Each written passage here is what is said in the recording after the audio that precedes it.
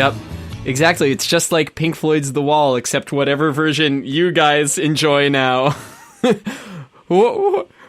I used to have children, and now I have boxes. Well, this is convenient. That was my thought. I mean, you can't store anything in a child, so... I do have to move soon, so yeah, I do need a few extra boxes, come to think of it. They took away my children, and now I have boxes. All the boxes I need. Wow, I guess I'll visit the U-Haul store off my to-do list. How many boxes would it take to sort of fill the void that would be that would sort of happen if a child was taken away from you, if like your son was taken away from you? How many boxes would it take like to compensate that loss? That's a really good question. That's a really good question. Depends on the kind of box for me. Depends on the kind of child for me. It's a little bit of both, isn't it? Multiple factors at play. But I mean, like, just trying to reduce it to the... Oh, go ahead. If it's some of that, like, really, polycarbon, like, reinforced cardboard, like, no child can compete with that. Yeah, that's a good point. That's a really good point. I mean, what about polyboard children? Those, I believe that's a cardboard cutout you're referring to. Well, I mean... so. Which are the best kind of children of them all. You don't have to feed them? They don't cause a fuss? No hooting and hollering? No hooting nor the hollering. I went to elementary school with a few polyboard children. I don't think it's not that big of a deal. I hit record too, by the way, so we're getting all of this. Yeah, it's time that we need to stop stigmatizing people being made out of polyboard and just accept like people. It takes all sorts. It takes a village, like Hillary Clinton said. Yes, she was the coiner of that phrase. To a bunch of boxes. Yeah. She was like, I thought I needed a village, and instead I have these boxes. I guess that's okay, too. Do you know how much she got paid to give that speech to the boxes? Like hundreds of thousands of dollars. Wow. Special box interests. Hundreds of thousands of dollars in trips to the box factory. I mean, there's a box political action committee. They have some money. Well, I mean, BayPac. Give her some credit. If you're running for higher office, you need to court the box lobby. You're not just gonna like waltz into the front door of the White House without boxes. Yeah, they're tenacious. Where are you gonna pack your shit? You think you could just move in without boxes? Move into the White House? What are you gonna have like a servant carry every item one by one? Like, don't we have enough box lobbyists in Washington? Like, don't we have enough box-beists? Box-beists. I think it's time for a boxer rebellion. Oh, fuck, that already happened. And then it's time for a second boxer rebellion. We can have two. Oh, yeah. Electric Boxaloo. Electric Boxaloo, exactly. My phone was ringing a second ago. Oh, yeah. I should silence my life. Life silenced. I've been getting so many, like, telemarketers lately. Where are you getting them? In a stranglehold? I've got the telemarketers in a stranglehold, baby! From the box factory, clearly. Oh, yeah. That's what you go for, boxes and telemarketers. Wow, they work fast. They already heard you talking about boxes, and they already jumped right on it. Yeah. They're like the NSA. They've got ears. We everywhere. did not know that Zoom was selling our conversational data to the box lobby, but we knew what we signed up for. But they are. But they are. And there. It's this is we can blame this squarely. Welcome to Jukebox Zeros. I'm Lilz. Knock knock. It's your old pal Eugene. Can I come in? Oh, jeez. Well, I mean, you've clearly already busted the door down, so... We're out here. It's a wind tunnel, and there's a lot of keyboards. It's a keyboard and a wind tunnel situation. Are you going to let me in, then? Who's this guy? I'm not terribly sure, but... I'm sorry, I had my walkie-talkie going. I'm not sure who that was, but...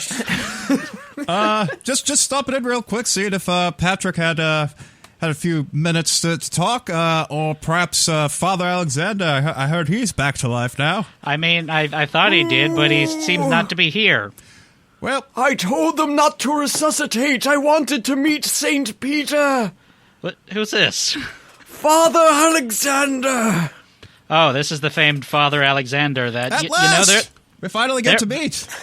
There are people looking for you. You know. We have questions. What sort of questions? Well, first of all, we thought you were dead, and you're very much alive. And before you passed, your hair wasn't so white, and you weren't so, I guess, folksy. That's the word you would say. Oh, well. You've clearly gone through some changes and some sort of passage of time, and I want to know how did you accomplish this? Well, you see, I took some inspiration from Gandalf in his transition from grey to white. I thought so. Pretty 1 to 2 there. He started a bit folksier and then ended up a bit less folksy in his white form. This is incredibly exciting. This is great news. Oh, Pat, you showed up. I did, yeah. Hey, Gene. Thanks for stopping by. We'll talk later. Sure. We'll talk later. I'm gonna smoke some of your weed. No, you are not gonna smoke some of my weed. We talked about that too. You can have some of my. Don't worry, I'll take the weed. We'll talk later, Father. I have all these critters at my house now, and they just sort of. Yeah, you're getting a real menagerie there. It's a real rogues gallery. There they go. They just ran outside. They're chasing Gus. Yeah. Well, Gus is chasing them now. Oh. Yeah, that really... He overtook them very quickly. Yeah. Eugene isn't very large. He's he's like almost squirrel-sized. Yeah, he's like 3 apples tall. Like a Smurf. Tall, yeah. Anyway, welcome to Jukebox Zeros, where your idols come to die. It's season 4. We're stupid jerks now. A trench full of urine. I'm so mad at all 5 of my dads. Straight from the duck. Please, it's Dumpsterton. Tell us more about the history of clowns. That's girls. Give Santa some dome. Roadhouse. Oh wow, Roadhouse made it into the collection. That's great. Yeah. These are taglines from every single episode we've done. I kind of want to make it into a shirt at like the very end of the season. I would love that. That's a great idea. They would sell like hotcakes. I mean, can I pitch something for the tagline for this episode? That's our guest Clinton Degan, by the way. Yes, return guest from the Greta Van Fleet and Creed episodes. Some of our best episodes, if I do say so myself. Some of our best and biggest episodes yet. So yeah, what are you pitching, Degan? Who's on Monkey Patrol? Oh boy, is this a shirt or a tagline? Both. It could be either. Well, now you've kind of put me on the spot because now I have to use that. So here's my problem. The shirt says "Who's on Monkey Patrol." I feel like it's obvious that the person wearing the shirt that just says Monkey Patrol on it, I would think that they are the Monkey Patrol, so you wouldn't have to ask that question. Yeah. Or is there just never been one, and this person is full of questions? He's questioning. I think I kind of think of it more as if you think about it, Pat, we're all full of questions, and we're all on Monkey Patrol. I suppose so. I mean, it's a rhetorical question, right? It's like it's not like we don't. Nobody needs to come out and say I'm on Monkey Patrol. We all accept that ever since talk shows, emergence on the scene, we all knew that we were all on Monkey Patrol all the time. So the idea, at least if I'm understanding it, is like for someone to wear the Monkey Patrol shirt and for someone to go up to it and just go, yes, of course, indeed. Mm-hmm. Well, yeah. Or just posit this: when was the last time you saw a monkey? In person? In person, not in captivity, like not in a zoo, like just out. Not fictitious? Just like out on the streets, in a tea shop, whatever. It's not a fictitious monkey? It's been a long time. Like since 1997, right? Yeah. Okay. Well, I mean, that checks out because ever since Monkey Patrol got so hardcore, there's no safe place for monkeys. None at all. So we're still in, if you can't tell, we're still in mental recovery from last time. Yeah. I lost like most of my brain from that last episode. Doug hold on. Can y'all catch me up real quick? Like, what happened in this last episode that melted everybody's faces off? Nostalgia Critics The Wall, which a lot of people said was our best episode, but also, killed us, internally. Are you familiar with the Nostalgia Critics The Wall, Clinton? I'm only familiar with this other version, Pink Floyd's The Wall. Yeah, well, the version that Pink Floyd did is the one we all love and cherish because it's the original one. And then this character, this YouTube character, did a satire review thing. I don't know. It was just terrible. Wow. In the most gracious sense of the term imaginable.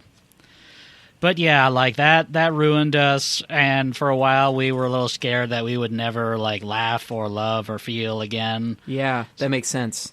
Yeah, we had to, we actually met up in person to brainstorm. We didn't wear masks or anything. At the end of it, we licked all the walls. Yep. And just to sort of brainstorm, I have our notes here from the right here. I mean, it sounds like I have a bunch of Moe's napkins, but it's not. It's the notes that we took. I was going to say, those look like napkins. It's not. It's the notes that we took from our brainstorming session, Pat, and you should know this. They look familiar. You're right. I was completely ready to accept that y'all take your notes on Moe's napkins. Moe's napkins. Yeah, that's my favorite rapper, anyway. Moe's napkins. See, so what's interesting about this is it sounds like Nostalgia Critics, whatever his face is, version of The Wall has caused you to build up a wall. That I hadn't thought of it that way, but that's very true. And I'm looking at our notes, and I got to tell you, Pat, they're not very good. They're not good notes. There's I can't even make out most of these, and at one point, the only thing I can make out at the very bottom and very janky headline, janky writing, it says February, and then it's crossed out, and in big bold letters, just circled and underlined over and over again, it says Fartbuary. Oh, that's right. That's right. I tried pitching that to you a while back. Fartuary.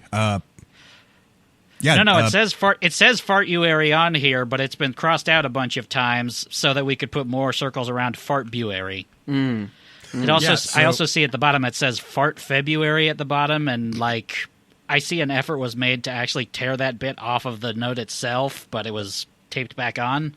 So I mean, whoever came up with Fartbuary must have been really adamant. I don't remember who it was though. That was me. I was the one going to bat for Fartbuary. Oh yeah, you got. I'm remembering now. You got very intense over Fartbuary. Yeah, well, it's no toots January, so you don't pass the gas for all of January, and then it is a spiritual release all throughout February. Binge and purge. Yeah. Binge and purge. Do you remember where we were going with Fartbuary, or I don't? Is it just there to be a goofy portmanteau at this point? It at one time meant something. I'm drawing a blank, and I tried looking up our Slack conversation real quick because I feel like there was an insight there, but it has been lost to the annals of Slack time. The annals of Slack time. The annals, if you will. I mean, it means something to me. Fartbuary means something. It means something to me. I should hope so. Yeah, I like to think it means something to everybody. To everybody. What does Fartbuary mean to you? Everybody who's out there right now on Monkey Patrol, #who's on Monkey Patrol, and is just looking for their monkey. I mean, we remember. Anyway, welcome back to Jukebox Classics, everyone. It's Sunday morning, sipping my coffee. Jukebox Classics. I got my good pal Lilz Martin here, and we are ready to appraise some junk. Okay, what do we got here? This looks like a sort of porcelain monkey. $32. I'll pay $32 for that.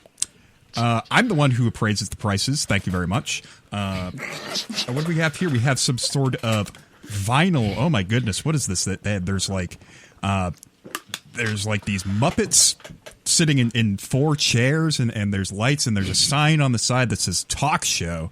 Excuse me, I got a dingly-dangly thing from my late auntco. How much can I get for my dingle-dangle? Goes like this.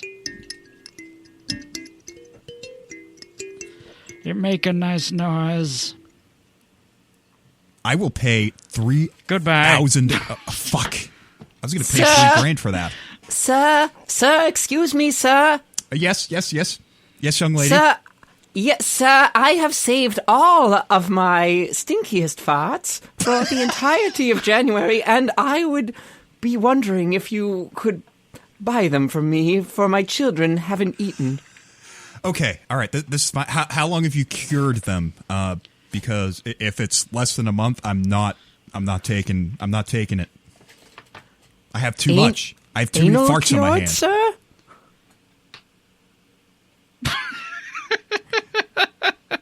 Don't waste my time.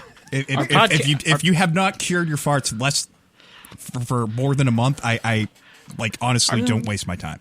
Very well. I suppose little Peter will starve. Yeah, I suppose little Peter will starve.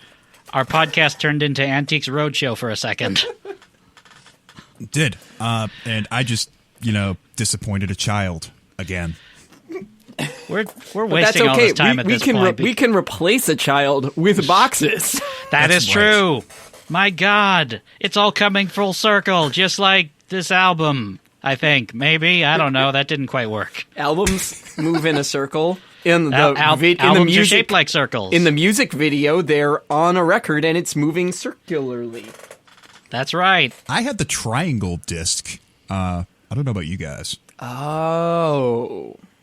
That must have been very difficult to listen to. It was. It kept cutting off at, weird points. It keeps cutting off and cutting back in. And then, the last tracks, forget about it. You can only get about, a second of them.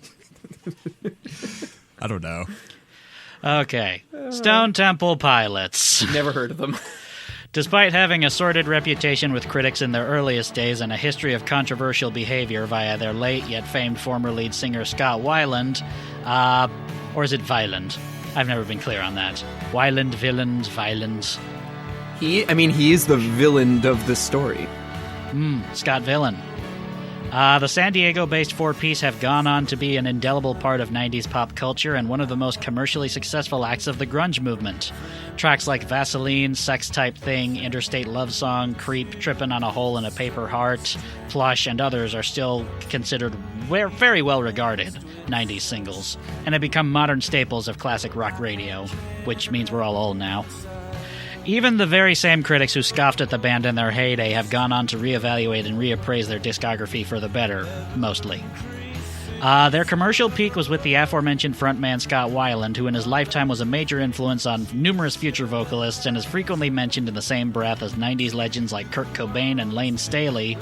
But for all his influence and legacy, Weiland has always struggled with drug abuse. 1997, the first of many times he would take leave of STP before ultimately being fired from the group in 2013, Weiland exited the group in order to undergo rehab and write solo material. During this time, the rest of Stone Temple Pilots would engage in another project. Guitarist Dean DeLeo, bassist Robert DeLeo, and drummer Eric Kretz connected with Dave Coutts, or Coutts? I don't know. I don't know. It's pronounced Guys, Gary. Okay. Connected with Gary, vocalist of the obscure California hard rock act 10 Inch Men. From there, the quartet would soldier on without Weiland until he was ready to regroup, under the band name Talk Show. Talk Show would release only one record during their incredibly short tenure as a group, a self-titled record that received positive-leaning reviews but barely achieved lackluster sales. In spite of a supporting tour with Foo Fighters and Aerosmith, Talk Show never managed to catch on with audiences. Coutts would exit the band, or Coutts, depending on where you're from in the U.S., would exit the band a year later, and the rest of Stone Temple Pilots would reunite with Scott Weiland, leaving Talk Show as an oddity in their respective histories. Is Talk Show best left buried or a hidden alt-rock gem? That's what we're here to find out today. And that's all the notes that I have for this episode, because I did a bad. Perfect. You know what we didn't do is the apology section. Oh, crap. And we're very sorry about that. Is it too late?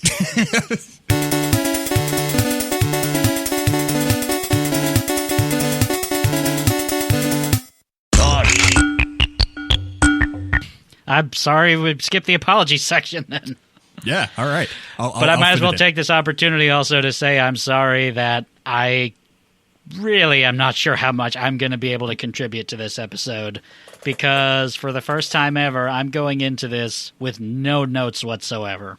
Fair enough. At all. That opening essay was the only thing that I wrote because no one's really been talking about, like, Talk Show, the album, or the band, like, retrospectively. Like, whenever we do reviews for these albums, I can always count on, like, Loudwire or Classic Rock Junkie or some other similar, clickbaity news site, to have, like, a retrospective titled, like, Scott, that time that Scott Weiland went away and Dean DeLeo did a silly with Talk Show. Silly. We could write that article. I mean, this is easily I suppose I could. But nope, no such luck. I did find, like, one kind of slightly longish article that I'll probably go back to a bunch of times on the website, stplegacy.com.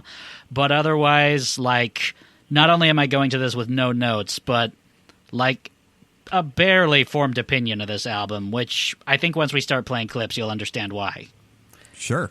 That's fair.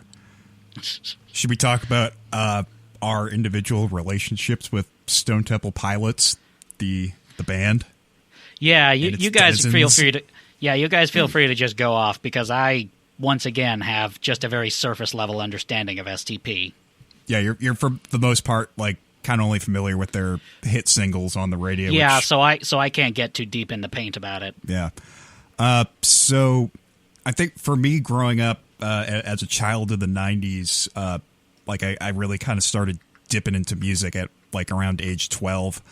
And that was around the time that Tiny Music, STP's album, came out. And it was, like, one of the first non-Metallica albums that are, like, cassettes that I picked up, I guess. So it was, a step towards a, less metal, more, I guess, pop and rock direction for me for listening and shit. But I really loved that album when it came out. It was sort of like very, compared to their previous albums, it was like a lot more lush and poppy and like more emphasis put on the production. It was less macho, I guess, and more Britpop and glam rock oriented.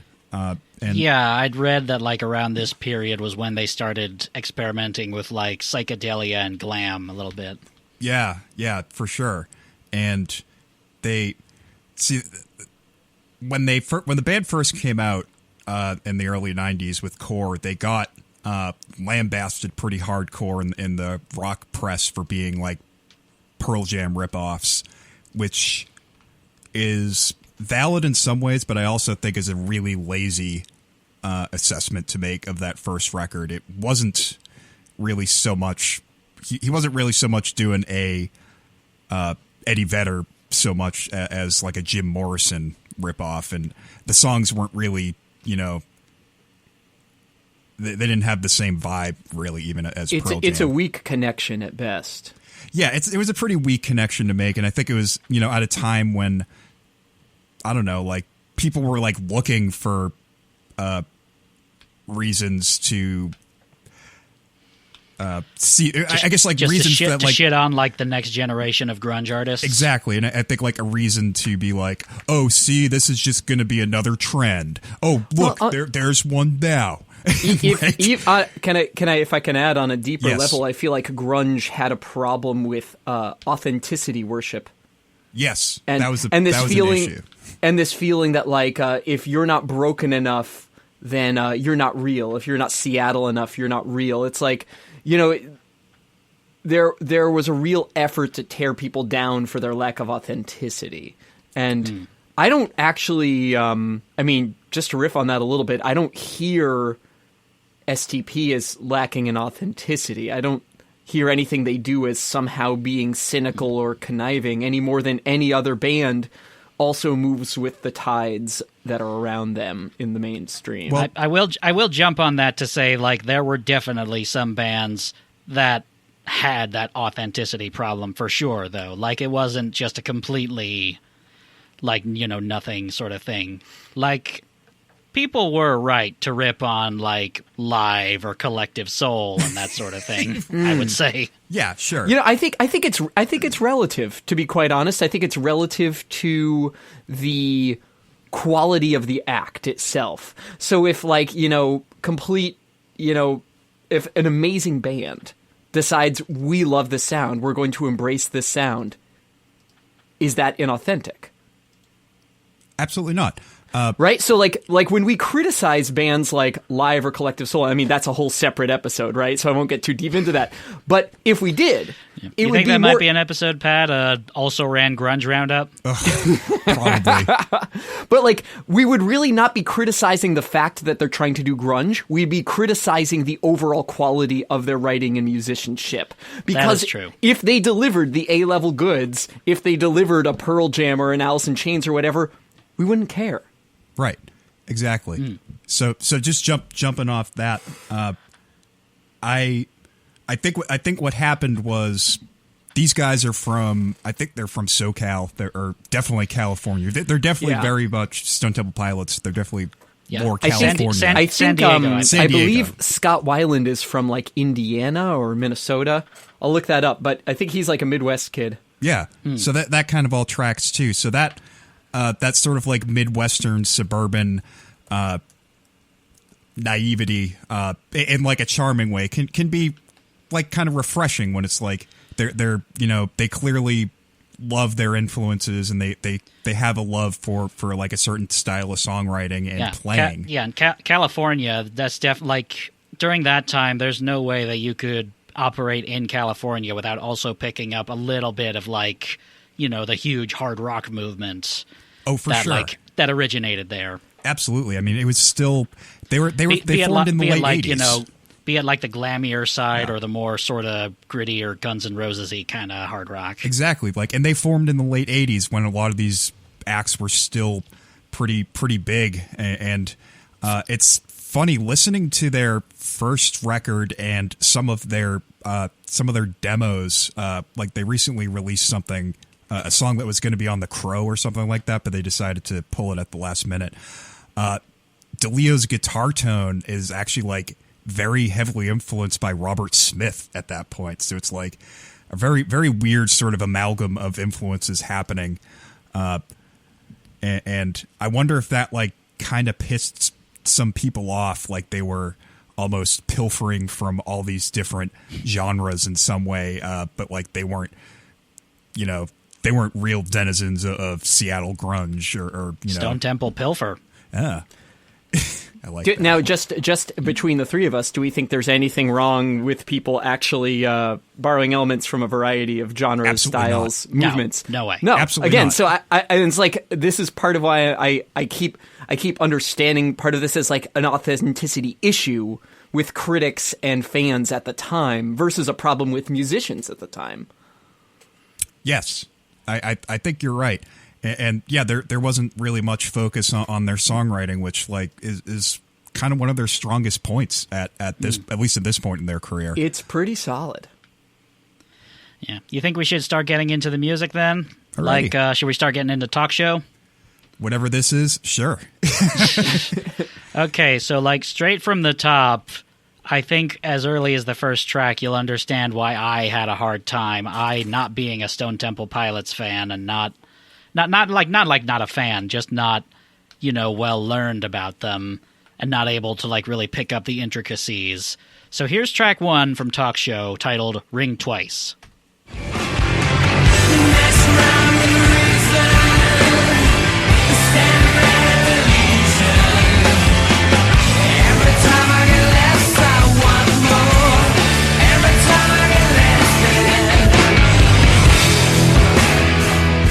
So here's what my thought process was listening to this. Like, oh, this is okay. This kind of sounds like Stone Temple Pilots, except the singer's maybe a little duller. Oh God, are they all going to sound like this? I'm not going to be able to say anything about it. That's and I couldn't. That's why I have no notes. They all sound like just Stone Temple Pilots songs to me. They do. I mean, they do. I mean, this brings up. I had a ton of thoughts about this talk show record, and one was having trouble understanding who they thought they were selling it to. Right? So like this is like I feel like a market problem. Like, are you trying to sell talk show to people who love Stone Temple Pilots? People who love Stone Temple Pilots will probably listen to it and be like, yeah, this is pretty good, but where's Scott Weiland? You know, like they're like slightly cheated, right? That's a good point. Are you trying to sell it to people who casually like Stone Temple Pilots? They're probably going to hear it and say, well, yeah, this is fine, but I could also listen to Local H or something. You know? Are you going to sell it to people who don't like Stone Temple Pilots? They're definitely going to reject it. I feel like at every level of, like, who you're trying to sell this album to, I don't understand. I don't understand where it's supposed to fit. Right. And sorry, go ahead, Lilz. Well, I mean, on top of that, since you mentioned that, like, the sound does kind of like explore some different sort of domains later on. Like, it gets psychedelic and drifts into like Britpop in a couple of areas. Except the problem was that was also the exact same avenues that Stone Temple Pilots themselves were exploring right up to the release of Talk Show. 100% correct. And they would explore on the next Stone Temple Pilots album, number 4, as well. There's actually a couple ballads on here that reminded me of some on that subsequent album. So in the research for this, I found out that one of my favorite songs on Stone Temple Pilots number 4 was actually written originally as a talk show song. Really? Interesting. Which one was that? The song Glide. Oh, that's a great track, too. It's a great song. And that, I guess, originally there was like a Dave Coutts version of that. And then, you know, talk show broke up before they did anything with it. Well, how many different pronunciations of his last name do you think we're going to get through before the podcast is through? I'm going to go with 17. I haven't tried Coutts yet. My favorite is Dave Coutts. Coutts. Dave Quatto. So keep track at home, listeners, and then text your answer to us. Text 1 for 5 and 3 for yes. So I was kind of delighted, Lilz, that you were like, well, I have just like a casual relationship with STP, because I was like, I don't. So I was like very curious what relationship someone who has a casual relationship with STP would have with this record, because to me it's like it doesn't have that standout appeal that lets it be its own thing. Right. I think our opinions, Degan and mine, are going to be pretty familiar. I think our relationship with SCP is pretty similar.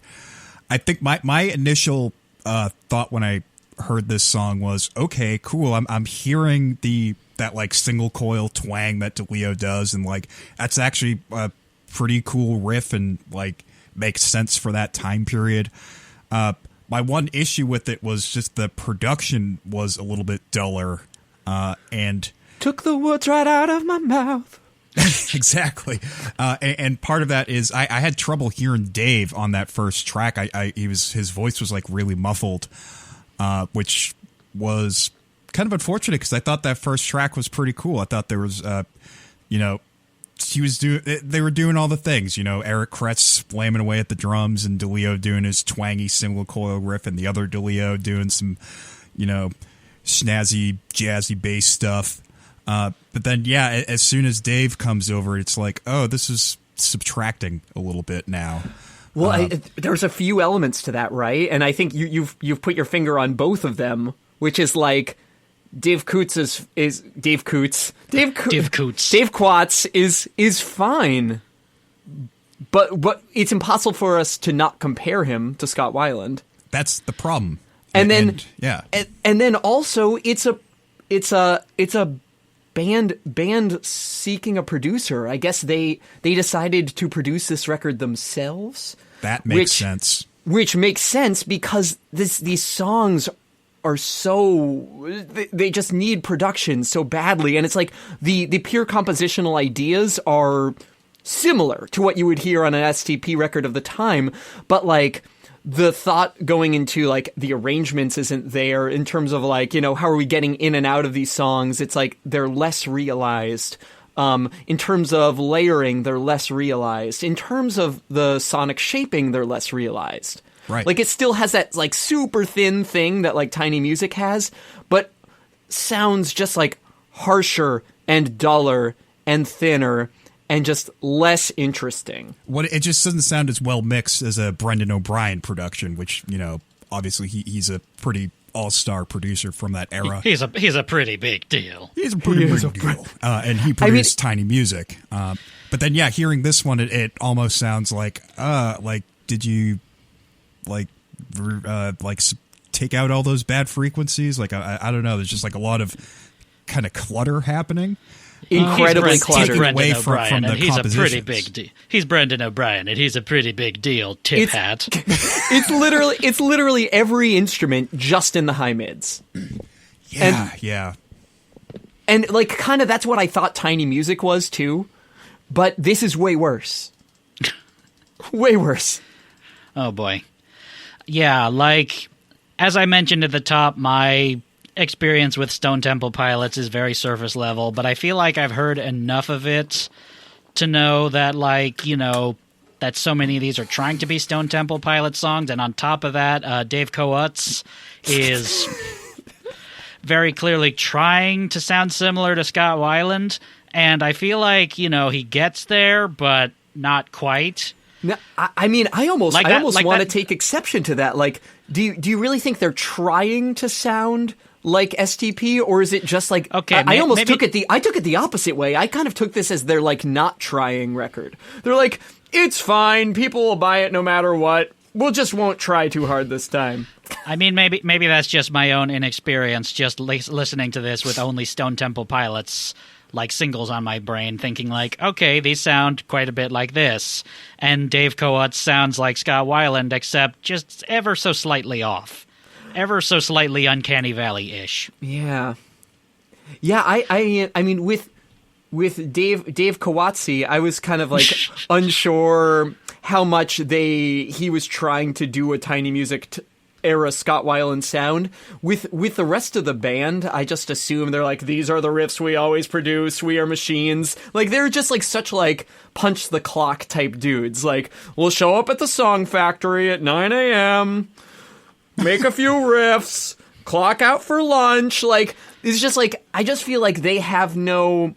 I feel like the danger in Stone Temple Pilots is almost exclusively Scott Weiland. And if you just let Eric Kretz and the DeLeo brothers, like, run, they will just go on automatic and just pop out 5,000 more Stone Temple Pilots sounding songs.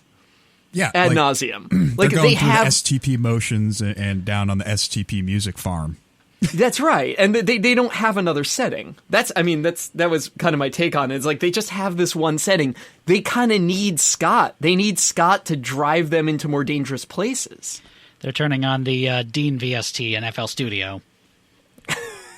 So I think a part of that is part of what makes Stone Temple Pilots work is and what kind of makes them authentic, seemingly authentic to me personally, was like the instrumentalists were very wholesome with their approach to how they enjoyed music, and they weren't there wasn't like a detachment or like a sense of like, we're too cool to, you know, to admit that we like Kiss or whatever. Like, no, they fully admitted to, you know, having kind of dorky influences. And I feel like at the same time, like, even though they revered these bands, they didn't like hold them like especially precious necessarily, that they weren't able to just sort of, you know, veer away from that at times. Right. It was more like about they weren't like too cool to admit to liking him. It was more about that attitude. They weren't like holding them, you know, in any, you know, particular high regard. But like on top of that, you had this guy, Scott Weiland, kind of come in and yeah, he introduced a little danger, a little weirdness into things. He was, I mean, he's a good singer, but he wasn't quite like a music geek guy like the instrumentalists were. So yeah, just like kind of brought a different dynamic to things. And once you take Scott away, there's just the dorks. Yeah. And they're kind of elitist about their dorkiness too. Like, I feel like they're like, so like, well, like, Scott Weiland didn't know what a half diminished chord is, so we don't need him. Like, I just feel like there's an element of like, hubris in this record, of kind of like them not appreciating how bad they needed Scott Weiland. And they honestly, like, Eric Kretz, DeLeo brothers are fantastic musicians. I love what they do.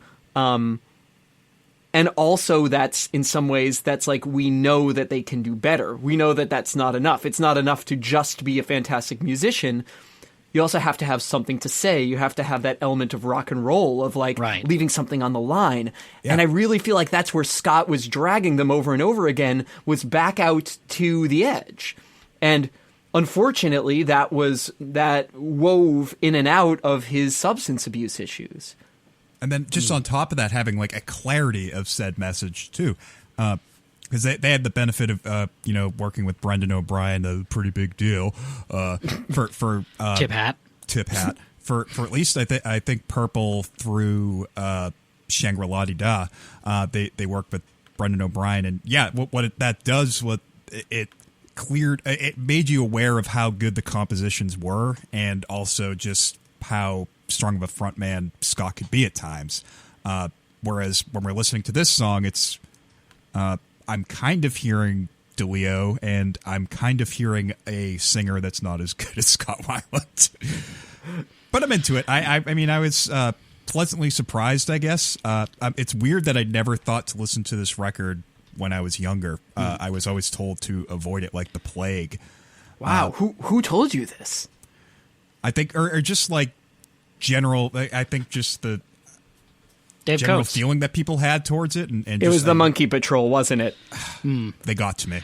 They got to him. They got to him, but he didn't make it. Hey, speaking of monkeys, here's track number 2, the big single off the record, the one with the music video with the monkey in it. Here's Hello, Hello. Broken beauty wearing super glue.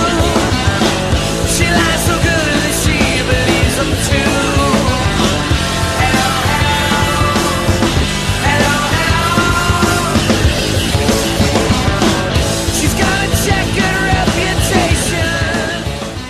See, it's interesting, having heard this a couple of times, to think about what songs were chosen as singles, because I think that almost all of the songs on this album could have been like singles. Not necessarily because they're catchy or really good, but just that they feel like the kind of, like they check all those boxes that like the 90s post-grunge radio was looking for very specifically at the time. All very similar cloth, aren't they? And I think that's kind of your issue, and for a reason why you couldn't take notes.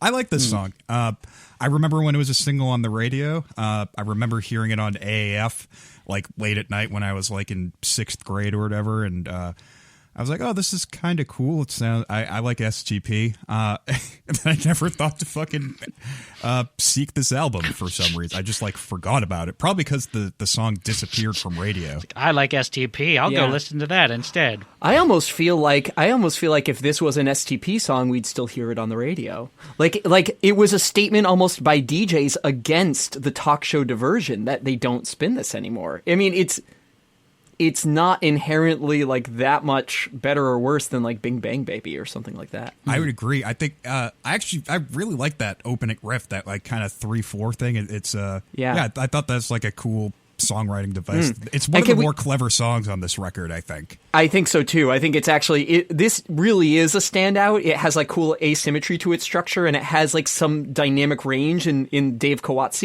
which is great. And because he doesn't show that in all the songs. Like this actually has some good form to it. And also, can we talk about how awesome the DeLeo and Eric Kretz's are? Multiple Eric Kretz's, mind you, are together like in that every opening single riff. Eric Kretz. Every single Eric Kretz in the world. A few of them have been on my couch. Believe me, I've had Kretz's for years.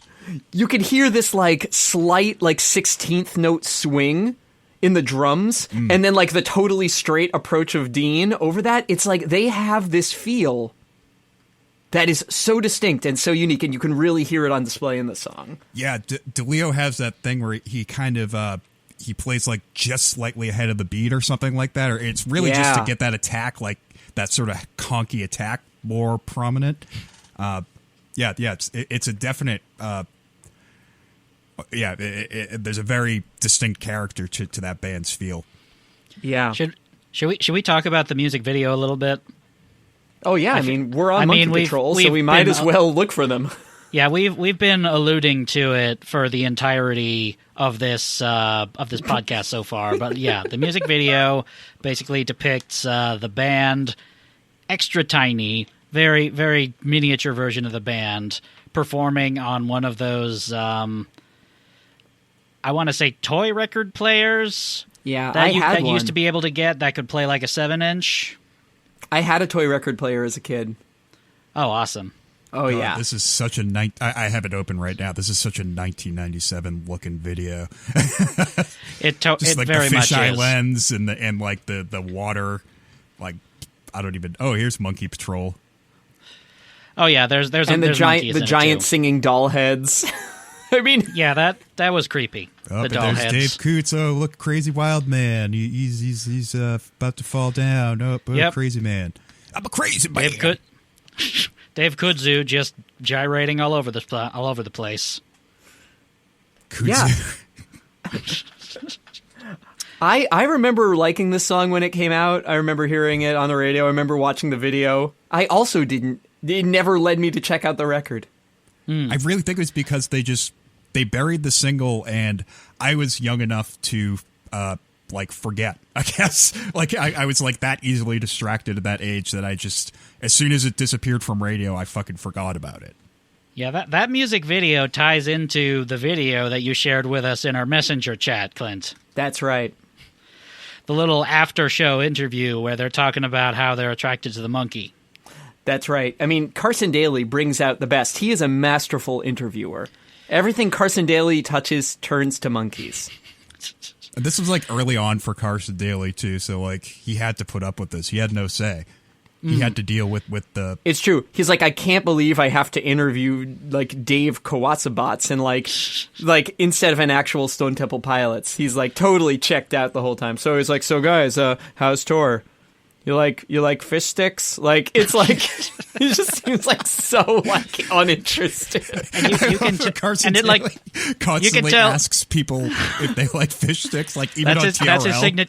That's his signature question. No band or artist gets through TRL without being asked if they like fish sticks. All right, Christina Aguilera, do you like fish sticks?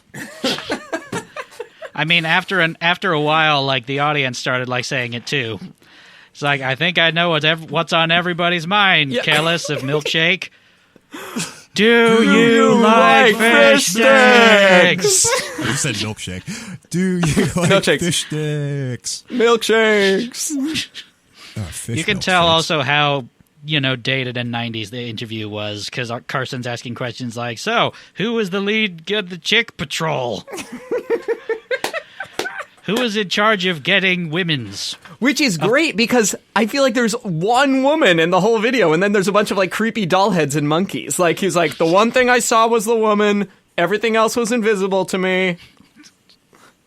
Yeah, and that's probably like one of the least emphasized parts of the video, too. Absolutely. It's totally not about hot chicks. That is not the focus of the video at all. And it's totally where he went.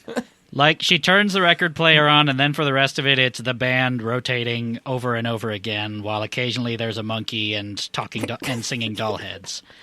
Like, every so often, for like a couple of seconds, it cuts back to her doing like a very, like, rock chick kind of dance, just going like, sort of thing. And then just immediately back to the band with Dave Coutts Monday humping the microphone.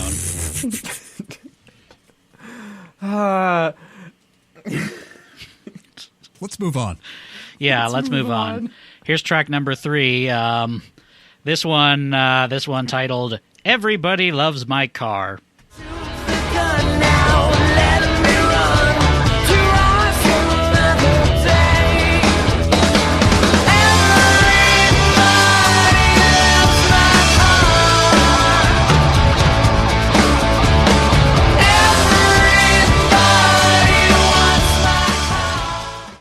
So I wasn't really sure what to think of this one, because, like, on the one hand, they're clearly trying to like mix it up a little bit with that beat that's very sort of 60s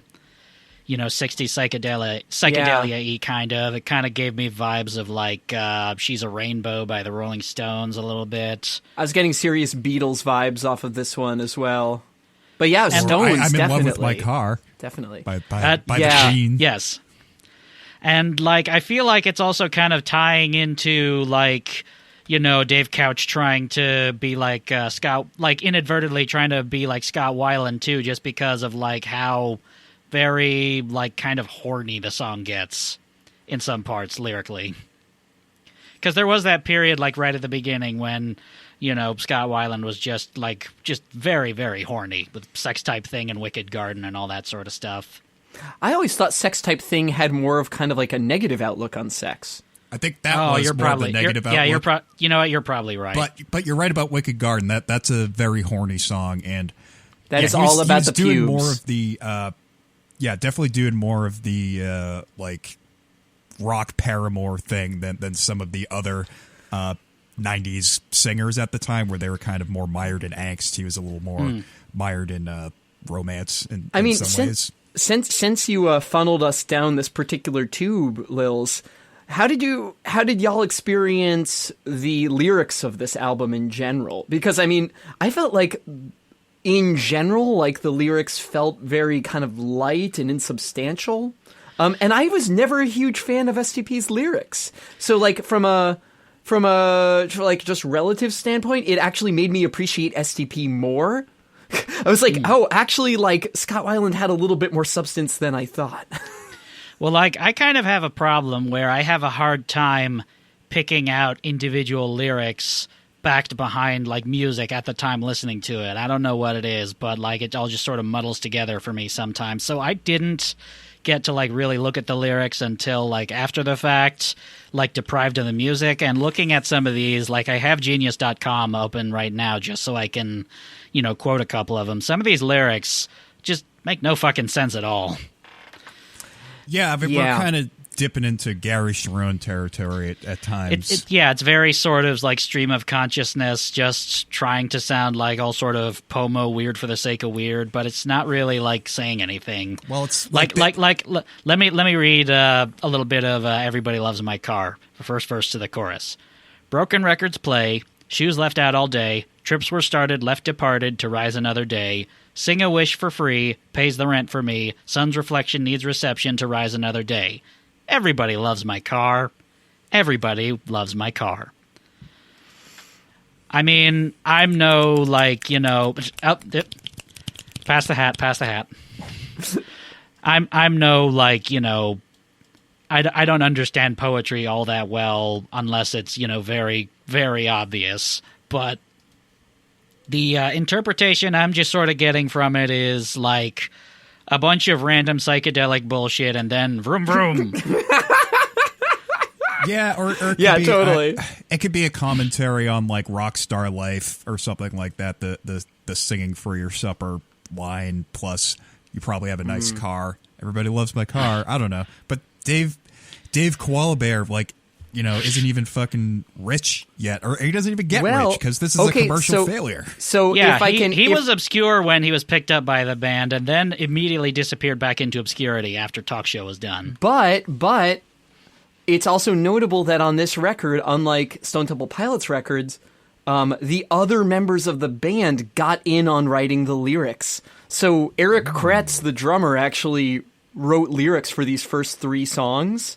Oh, yeah. And also, like, later in the record, the DeLeo brothers get in on the lyrics. Eric Kretz writes some more stuff. Like, there's some songs written exclusively by Coutts, which don't actually make any more sense than the ones written by others.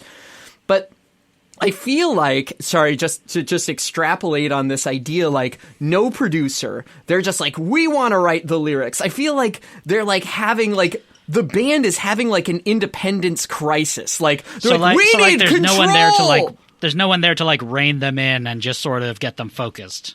Or moreover, like I feel like their reaction to Scott Weiland threatening their career with his instability was basically being like, we get to do everything. We're in control. No one tells us what to do. So it's like, like, and I guess Scott Weiland didn't let them write lyrics to the songs. That was one thing that came out in one of the interviews, was like they wanted to contribute lyrics, and he's like, I don't want to sing other people's words.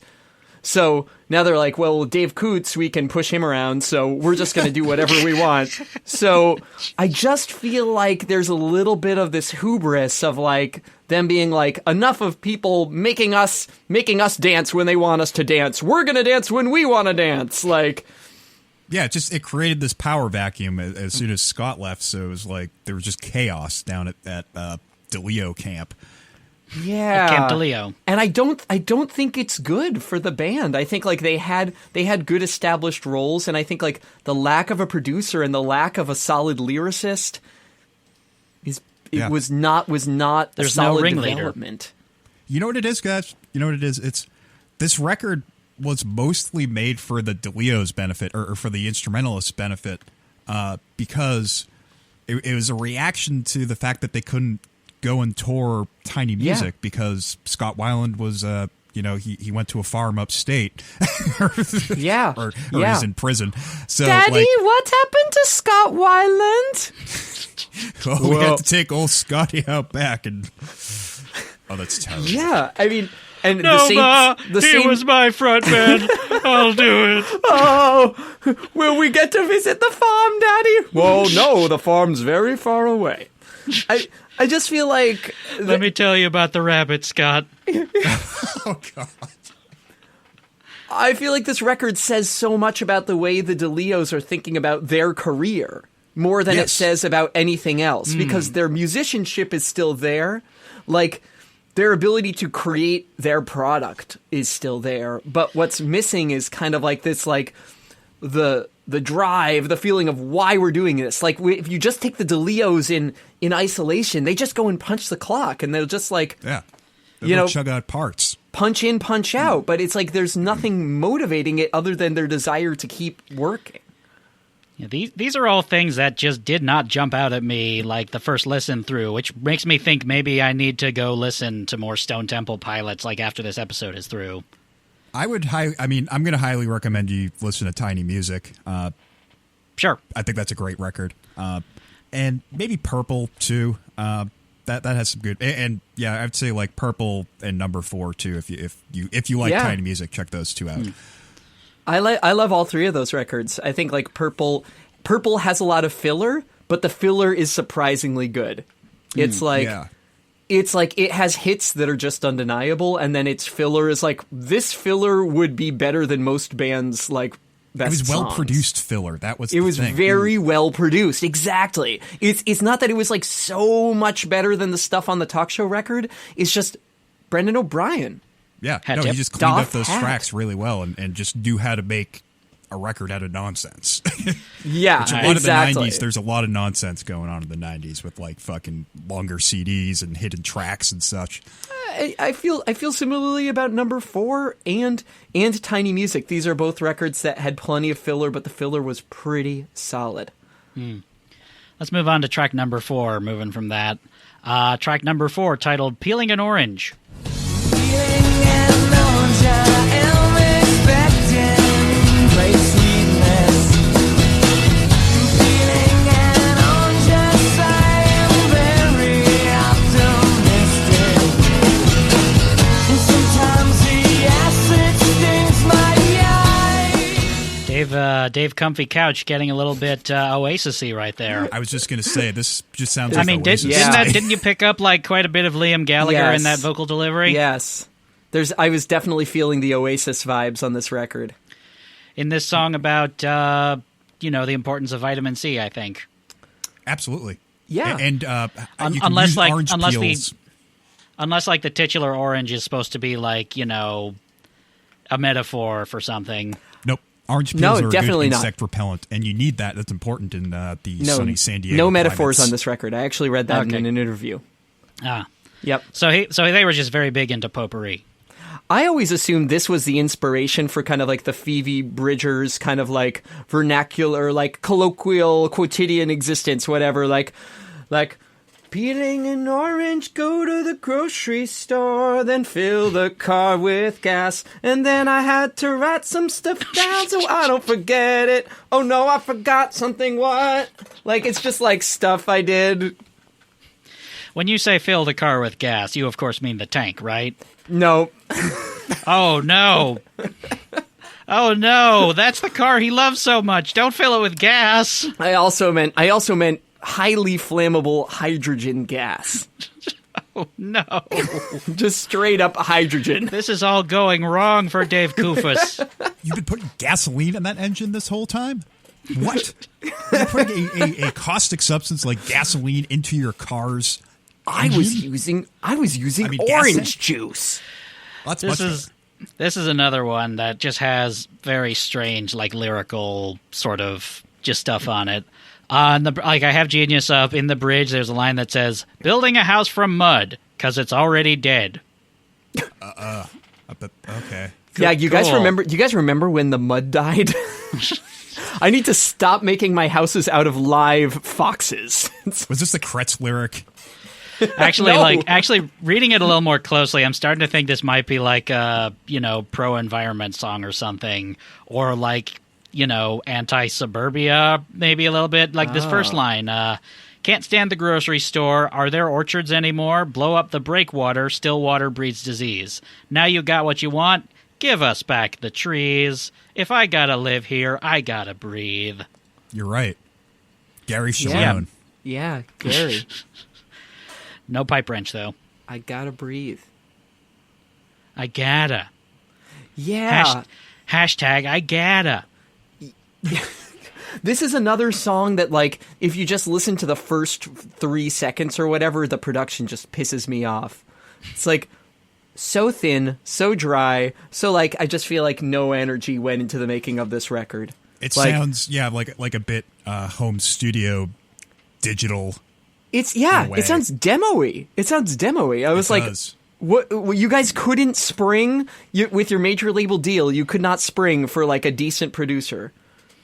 Yeah, surely a band that's opening for Foo Fighters and Aerosmith can afford, like, a Brendan O'Brien, or at the very least, I don't know, Tyler O'Brien? What? And well, this makes you question what I'm assuming he has a brother named Tyler who's not quite as good? Yeah, he's just like everything Brendan O'Brien does, just slightly worse.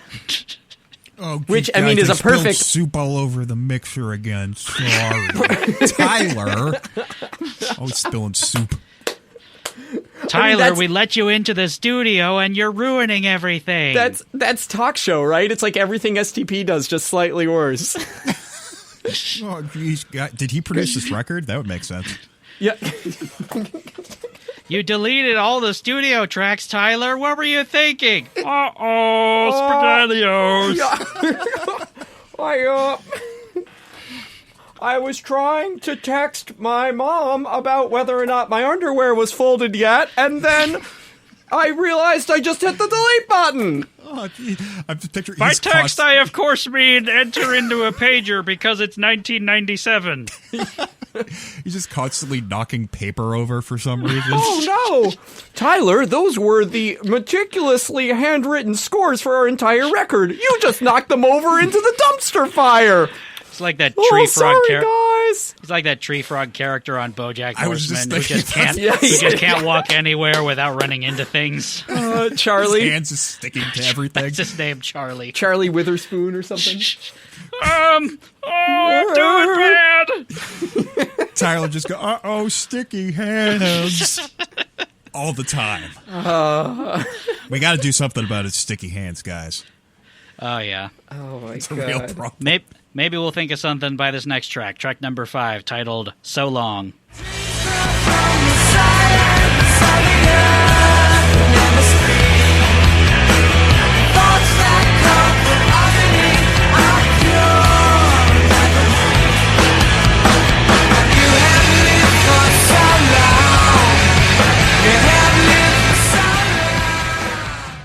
Yeah, this just sounded like a Stone Temple Pilots song to me, except less.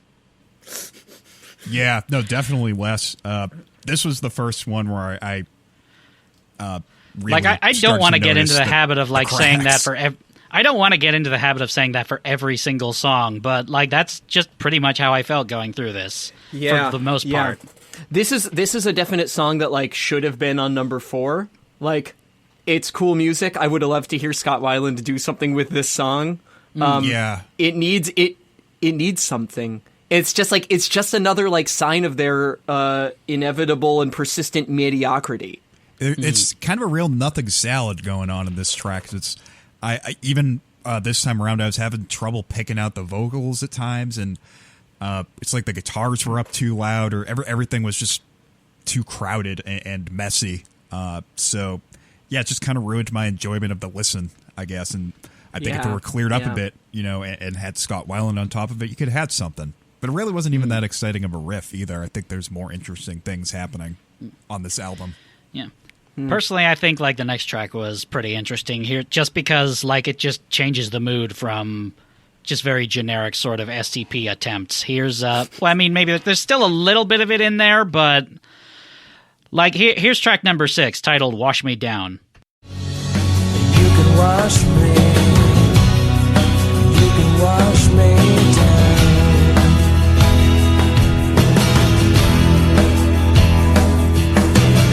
Heaven has no windows, 'cause heaven has no walls, because they wash them down. I mean, this at least kind of sounds like they're trying a lot harder to break away from it, or maybe I'm just thinking that because this is the first one to have an acoustic guitar in it. Yeah, to me, this doesn't really stand out against like STP of that era. Like, it doesn't stand outside of the realm of what I would expect them to do. For me, this one sounded a little more Britpoppy to me, actually. I'm kind of with Lilz on that, where I am starting to hear a bit of a break. Re-listening to that clip, it actually kind of like popped like a little bit of High and Dry by Radiohead into my mind, or like My Iron Lung, or some other like Benz era Radiohead. I was too distracted by the fact that there was only one lyrical idea. Like, I could not get into the song because it was just like, I've got this one idea here, let's sing about it a lot. I've got one idea. I'm like, where's the other idea? The chorus was the same as the verse. It was like he was dry, and the lady came and washed him down, which means they had sexy times. He got a bath. She took him out to the back of the yard and hosed him down. That was that day. What happened the next day? I mean, it could have been a metaphor. He got hosed down again. Could have been a metaphor for alcohol too. You never know. He gets washed down multiple times in the song. No metaphors. You're right. Sorry. Right. Yes. Yeah. That's the thing. There's no metaphors on this record, and also like they just don't try hard enough to make the metaphor go anywhere. It's the one thing that I disliked about this song above all else was this one specific line, which just sounds like the dumbest, treacliest Hallmark card kind of lyric. Heaven has no windows, 'cause heaven has no walls. Oh, fuck you. Ooh. Fuck you, Dave. Cohabitation. Dave Couchball. It's a good one. Because heaven has no walls. That's something that you can get from the paper store on a plaque. Yeah. Sorry about Grandma. That's something you can get from the paper store's tattoo outlet, the paper tattoo store. Tattoo outlet? Oh, you guys ever been to the back of the paper store? That's where you get the sick tats. That's where they keep all the really decadent shit. Where they have the naughty papers. Guys ever written on any 4-dimensional paper? They got toilet paper that when you use it, you fucking cum. Wait, you guys don't normally come from toilet paper? No.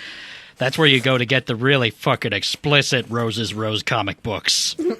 Oh, man, those ones are really horny.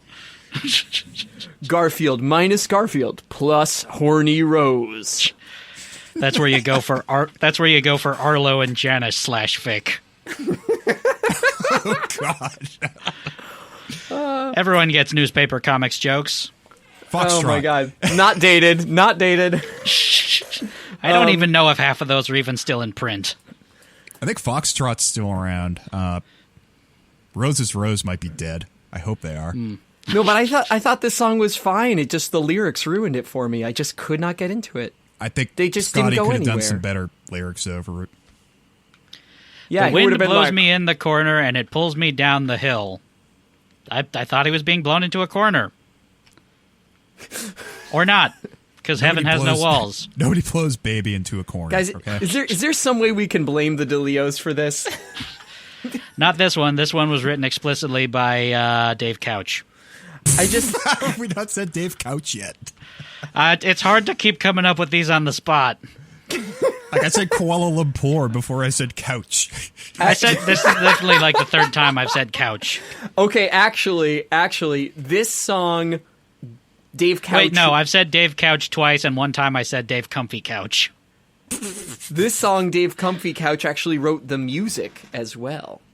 Oh, you think maybe that's why it's a little bit less fuzzy than all the other ones? Yeah. A little less stone, a little more comfy.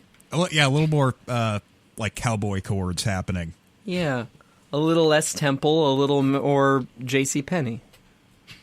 You know that Stone Temple Pilots name is absolute nonsense, right? Like they got their name from the fucking STP oil company, whatever, like the sticker they saw on the back of a bike. Like, it's dumb. It's so fucking 90s, painfully 90s of them. Is that literally the whole story of how they got it? Yes. Like Stone Temple Pilots doesn't mean anything? It's nonsense. So they just picked random words, like beginning with ST and P. So they could have feasibly picked anything else. It could have been anything. It could have been like Sarah tries potatoes. I think they had a list going. Let's try this right now. I like going from me to Pat the Clinton. Let's just come up with a new one right now. All right, okay. Got it. Sunday takes prophylactics. There we go. 90s band. Sunday takes prophylactics. I'd listen. Love that one. Would listen. That sounds like that could be an agitation trip song. Here's track number 7. This one titled End of the World. End of the world's coming, and I've forgotten to confess, and I'm saving all the rest. Good Mary, bless my soul now, 'cause you don't got the best, you don't got the best. They're back to... They turned their distortion pedals back on, and... You know, that's a thing they did. Yeah. Again, I'm hearing some good compositional stuff. Just getting muddled by the production and Dave Killjoy's fucking Killjoy vocals, I guess. Like I actually just like still like the lyrics. I was just like, yeah, it just like fell flat. Like it was like hyperbolic and then also boring. Yeah, I'm looking. How do you do that? How do you be hyperbolic and boring at the same time? I'm looking at the Genius.com lyrics page for it, and like for the majority of it, it's all in these big sort of like, you know, the world's ending because I broke your heart, because it's all my fault. Good Mary, God bless my soul, and then it ends with end of the world's coming because I scuffed my shoes. Yeah. And it's also like, you know, like it's Kid not stuff. this is not a believable sentiment coming from Dave Coutts. You know, it's just like I don't believe. I don't know. It just doesn't mean anything to me. But you know, maybe I need to listen to it 400 more times. It's like Hail Mary, bless my soul, and she's just like, who are you? I'm Dave Coutts, you know? Oh, Dave Coconut. Coutts! I just said it. Yeah. So I feel like we shouldn't go through this podcast without me reading a little bit from that STP Legacy article. Like the first couple of paragraphs just sort of we already kind of covered because it's just an introductory thing for the band. Third paragraph in, Dave Coutts has ripped the band in a new interview with Blast Echo. He said he considers the members of Stone Temple Pilots to be amazing musicians, but he unloaded on Dean DeLeo, calling him a prick and chord snob. He said, he also added, I can understand why Weiland got high. He also said the DeLeos and Kretz used to talk a lot of shit about Weiland when they were in Talk Show. Coutts did mention, though, that he is amiable with Robert DeLeo. I gotta say, it's pretty brutal to say to a guy who's friend died because of substance abuse, that you're the reason they were taking drugs. That's rough. That's what he's saying. That is what he's saying, right? That's like, he's like, Dean DeLeo is such a prick. He's the reason Scott was getting high. Oh boy. Yeah, that's quite a sentiment. Yeah, listen, Dino. All of those diminished seventh chords and shit. That's why he fucking. Yeah. That's why he shot up. That's why he did it. That's why he did it. It was because he was a chord snob. Yeah, further down, there's like more sort of like really focusing on Coutts a little bit. A couple paragraphs down. It was a painful time for Coutts, who today lives in Long Beach and is gainfully employed outside the music biz in a job he'd rather not disclose. They used to talk a lot of shit about Weiland, Coutts says. Actually, all the time we were together. It's kind of like breaking up with your girlfriend and she starts going out with your best friend. Well, like, okay, to be fair, yeah, he's got an axe to grind. He sure does. And, like, I mean, in the band's defense, like, yeah, it was just like they broke up with their, they just had a breakup. And, like, that's kind of what happens. I don't know. But also, that's how, people, move from that. Also in Dave Coutts' defense, they clearly weren't ready to start a band with him in good faith. Yeah, this was. They threw him to the floor. Exactly, it was a rebound. It was a total rebound. They threw him to the floor as soon as it didn't take. Yeah. Oh, here's another excerpt that might be funny. I'm not sure. One time I picked up Dean's guitar when we were rehearsing for the album, and the guys from the Blues Brothers, Jim Belushi's version, were in the other room, he says. So their band was just playing this bluesy, easy 3-chord sloppy stuff, and Dean says, "Don't pick up the guitar, because I don't want them to think it's me that's playing it." Yikes. Yep. What a dick. Yeah. Okay, here's track number 8. This one titled John.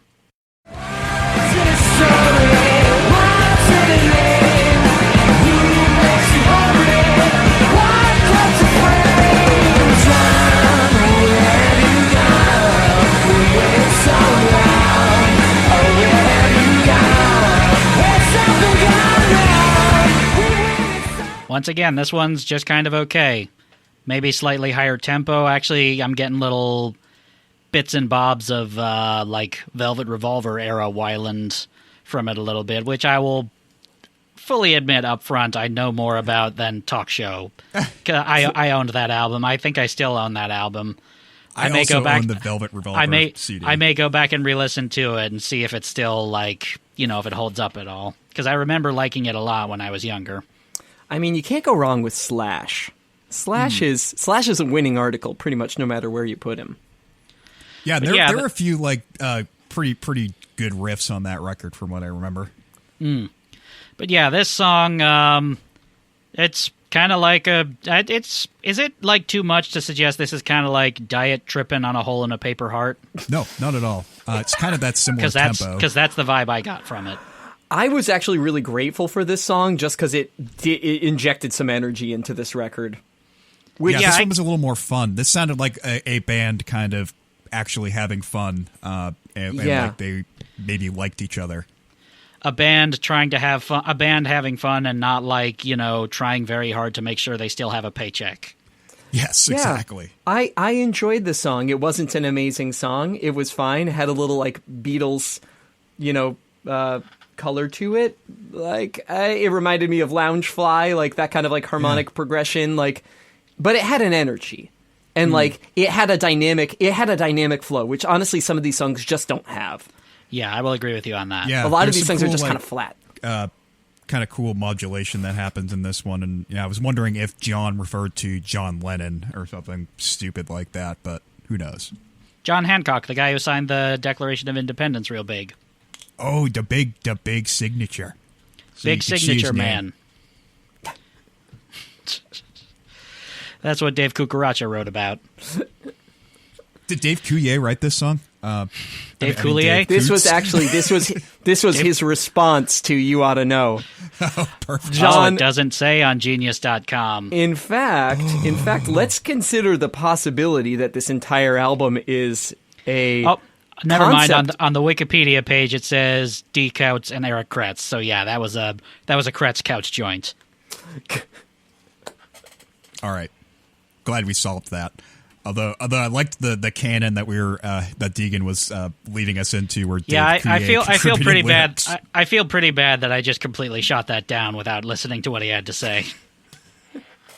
It's all right. It's over. I guess I will never tell you guys about the possibility that this is a concept album that responds song by song to Jagged Little Pill by Alanis Morissette. I'm just fastidiously. I'm going to leave that be. Okay. And the possibility that Dave Coulier is Dave Coutts. What? Too similar for comfort? Oh my god, my mind is going in circles and circles and circles and circles and circles and circles. Thank God. Here's track number 9, Behind.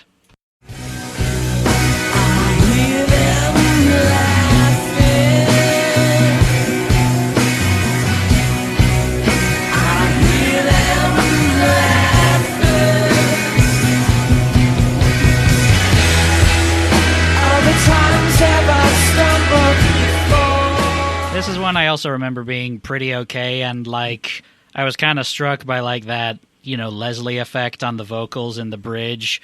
But I mean, like I feel like that also kind of speaks to just how little this album has been giving me. That I think that's really cool. This, I think, was one of the better produced tracks. If that makes any sense. There's a little more dynamic happening. It's got with, like, more the depth piano to it than a lot of the other ones. I think this one had like some piano on it, and yeah, this was and like, Mellotron, right? Isn't there Mellotron on the verse of this? Mellotron part there. Yeah, I liked this track a lot actually, and it felt less. There were elements of Stone Temple Pilots happening, but I think also, they were bringing in some different influence and definitely heavy Britpop thing happening on this song. Mm. Yeah. I actually really appreciated this tune. I liked the Mellotron. I liked the production flourishes. It had more dynamic range. Like, it was doing something. Yeah, this is like more in line with what...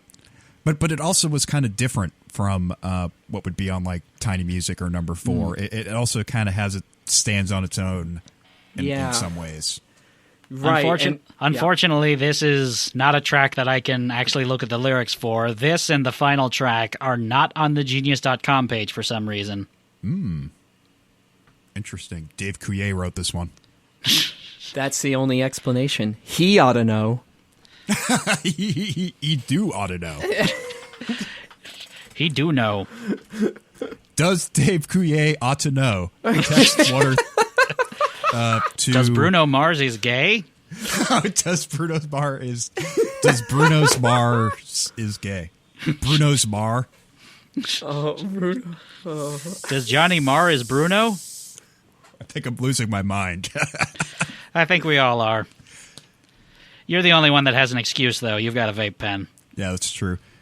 I picked up drugs because of Doug Walker, actually. The DEA is on its way. You were already smoking weed, but you just picked it up this time. Yeah, I mean, I usually leave it on the ground. Yeah. I was totally sober before Dean DeLeo. Now you're a Dean DeLeo-holic. That's true. That's not a thing. It's definitely This is your brain on Dean DeLeo. If I have to hear one more diminished chord, I swear to you, young man. Young man? That was the DeLeo's dad. Yeah. He was actually very, Dr. very DeLeo. anti-music, and Dean and Where Robert did you learn those polyrhythms? Where did you learn them? I learned them from watching you. I learned them from watching you. Oh my God! So okay, DeLeo's dad. I don't know. Harold. Dad DeLeo. Pa DeLeo, old DeLeo, he was very strictly anti-music. So like the DeLeo brothers would kind of have to sneak off into the distant barn that they had on their big ranch. It is I, Old Ferd DeLeo, Esquire. I'm picturing them like walking in on their dad, and he's like fiddling around on a guitar, and he's like, "Don't look at me, Dad. What are you doing? Don't look at me." I'd better not be catching you with none of them capos now. Empty out your pockets. Let me see if there's any picks in there. And Mom just watched. Yep. The mom is Kevin Bacon. Oh, really? Yeah, totally. All right. Interesting. This is a very interesting Oscar-nominated film we're coming up with. Yeah, who plays Doc DeLeo? Is it Anthony Hopkins? Doc Boy DeLeo. Doc DeLeo. Yeah, I mean, they live on a farm. It all checks out. Eric Kretz is played by Garfield. Oh my God, it's Who Framed Roger Rabbit with just one animated character. Everything else is live action. Eric Kretz is voiced by Bill Murray. Like he's Meat Cat. Yeah. The DeLeo house rules. Hey, to any of our viewers listening, TM, hands off. Oh yeah, no. This is our great idea. This is a. We know you're out there. This is a Barry Degan Martin joint. Anthony Hopkins, if you're listening, get in touch because we have some ideas for a role for you. This is a Barry Degan Martin joint. A bargain. Ooh. It's a bargain. Here's track number 10, Morning Girl.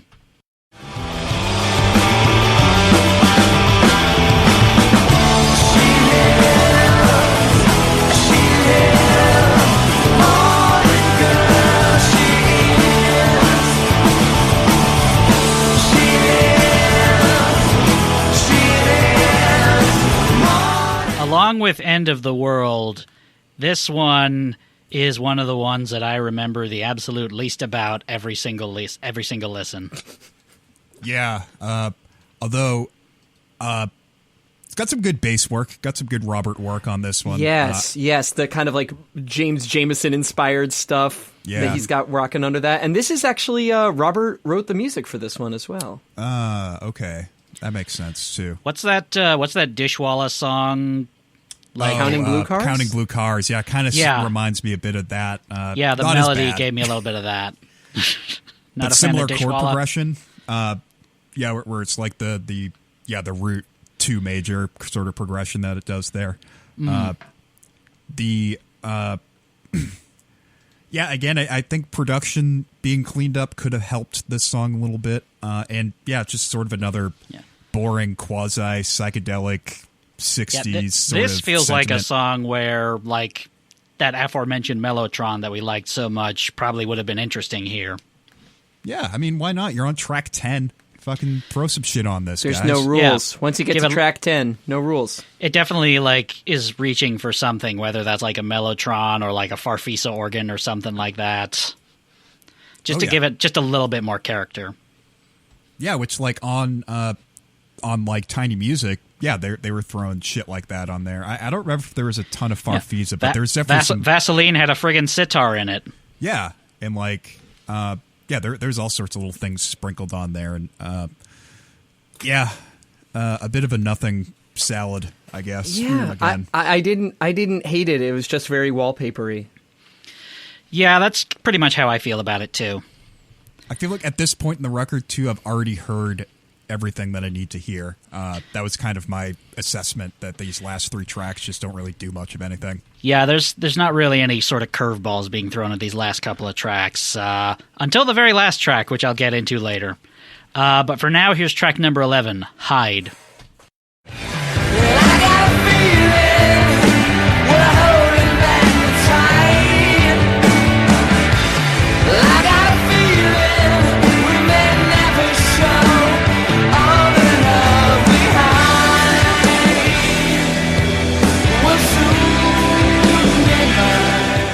In like YouTube comment reviews I've been seeing for like a lot of the tracks, because I primarily listen to the albums on YouTube. A lot of people have been comparing the whole album to like very sort of a Beatles-esque song. I'm not sure if I get that for the majority of it, but I definitely get it on this one. Maybe that could explain, the fact that it was this is the one song written by all 4 members of the band. Yep. Robert DeLeo, Dean DeLeo, I forgot his name. Kretz. Eric Kretz. Eric Kretz and David Kumquat. Yeah, it suffers from being the second to last track on the album, so it has that sort of like, what are we doing here, I guess. Yeah. But it's not a bad... It's actually surprisingly not too bad, and I think there's some strength to it. And I did kind of like this one. I think out of the last three, this would be the one that I liked the most, maybe. I believe I'm remembering correctly. I read in an account of the band's creation that they met long before recording this record, like the four of them, while like Scott was still rocking and before Tiny Music was done. And this was the first song that they wrote. This is like the one song they wrote in that first session. Oh, interesting. Yeah. This one also the most lyrically dense out of all of them I'm seeing. This has the biggest Genius.com page out of every single track on here. Oh, getting a little Dylan-esque on us. Well, there's 4 writers on it. They all had something to contribute. Oh, okay. They all contributed lyrics, too. Okay. Yeah. Oh, Jesus. How the fuck do you do that? Well, they probably just went round robin. Okay, Eric, you give us a word. Dave, you give us a word. Dean, keep going. Robert gives us 50 words because, you know, he's like, more who gives important. a shit if there's cohesion or anything? No, guys, we're just making a fucking album. We're just moving units. I thought this was not a bad song at all. I thought this was like a pretty strong contender. I mean, it still isn't like that far outside of like their operating level, which is like good enough. Yeah. Hey guys, did we do good enough? That's pretty much a good way to just sum up the entirety of the album. Just good enough. It's a B plus SCP song, I think. This song, once like so many of the other ones, couldn't really, get much more than like a fine out of me. Yeah. But I mean, that's kind of what we've been dealing with for the majority of this album. Right, and I think that's kind of like, what this album is saddled with. It's like if you have a band like STP that's seen that level of success and like has that level of not critical acclaim, but like sway in popular music, like unless you're blowing down some new door aesthetically or like you have a few like big hits, it's like, what are you doing?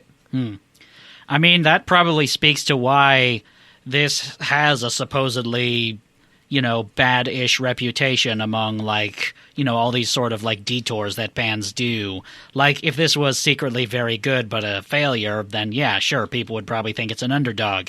If it was a commercial failure and it also, got reviewed terribly when it came out, then you might see a little more sort of like, rethinking talk show sort of think pieces and stuff like that. But the fact was it was released and all the music critics were just sort of like, yeah, okay. And and they got it. They kind of got it right? Like it got fine reviews. It's kind of a fine album, and it's like that's just like not what we're expecting.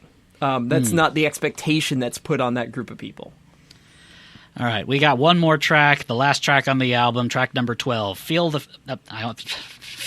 Edit point. Track number 12. Fill the Fields. Tomorrow it's better to know you have said.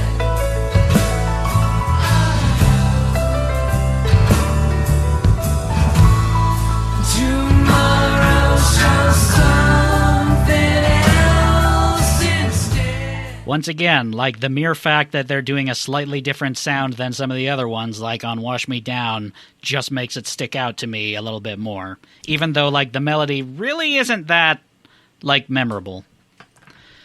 But, like, It's got piano, it's got kind of jazzier drums, it's got that tremolo-laden guitar in the background. It's like, yeah, this feels like something. This feel, the sort of waltz feel that's happening, acoustic, lazy, sort of shoegazy feel, is done way better on the next album with the last track on that album called Atlanta.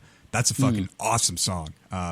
Yeah. And it kind of does, it captures this feel, but like with better production and with Scott Weiland just doing a absolutely bonkersly good vocal take that was actually a scratch take, allegedly, in the studio, and they kept it. This one, I think it's one of the better ones production-wise. but like songwriting, it's not quite up to snuff. Yeah, but you can still kind of tell where like an effort was made. Oh, sure. A little more so than some of the previous tracks. It was more in the arrangement and the execution, I think, than like coming up with, crazy chords, I guess. It was more about, I guess, crafting a mood. So it's not bad. Right. It's not a bad track. So like I mentioned were you going to say something, Clinton? Yeah, I mean, I totally agree with what Patrick's saying. Like, Atlanta is like so much like a better realization of this idea, and it's a beautiful song. And I feel like this is kind of like a dry run for that. They're like, we have this idea for a closer, and then they knock on it a little bit harder on the next album. But I also feel like this was still an interesting song. This is. Like, it did draw me in a little bit. It has that openness, and it has something that Stone Temple Pilots does very, very well, which is playing slow as fuck. They do. They don't.